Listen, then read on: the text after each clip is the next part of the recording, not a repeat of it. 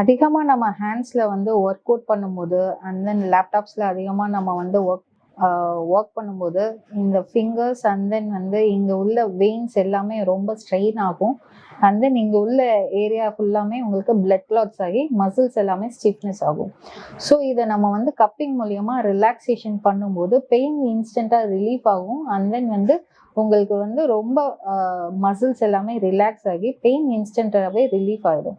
So long டைமாக நம்ம வந்து க்ரானிக்காக இந்த பெயின் அப்படியே சஃபர் பண்ணிகிட்டே இருக்கும்போது இது எல்லாமே ஸ்டிஃப்னஸ் ஆகிட்டு உங்களுக்கு பெயின் அக்ரிவேட் ஆகிட்டே தான் இருக்குமே தவிர பெர்மனன்ட் சொல்யூஷன் இருக்காது. ஸோ ஒன்ஸ் உங்களுக்கு பெயின் இருக்கும்போதே இது எல்லாமே நீங்கள் சரி பண்ணிட்டீங்க அப்படின்னா இந்த பெயின் வந்து ரேடியன்ட் ஆகி நெக் பெயின் வரைக்கும் வந்து இது ட்ரிகர் ஆகுறதுக்கு ஒன் ஆஃப் த சான்சஸ் இருக்குது. ஸோ மோஸ்ட்லி நெக் பெயின் இருக்கிறவங்களுக்கு நம்ம ஷோல்டர்ஸ்லேருந்து ஃபுல்லாக அப்படியே வந்து இந்த ஃபிங்கர்ஸ் வரைக்கும் நம்ம ட்ரீட்மெண்ட் பண்ண சொல்லுவோம். பிகாஸ் இது ரொம்ப சென்சிட்டிவான ஏரியா அண்ட் தென் நிறைய பிளட் கிளாட்ஸ் ஏற்படக்கூடிய ஏரியா. ஸோ இதெல்லாம் ரிலீஃப் பண்ணுறதுக்கு cupping is one of the best option.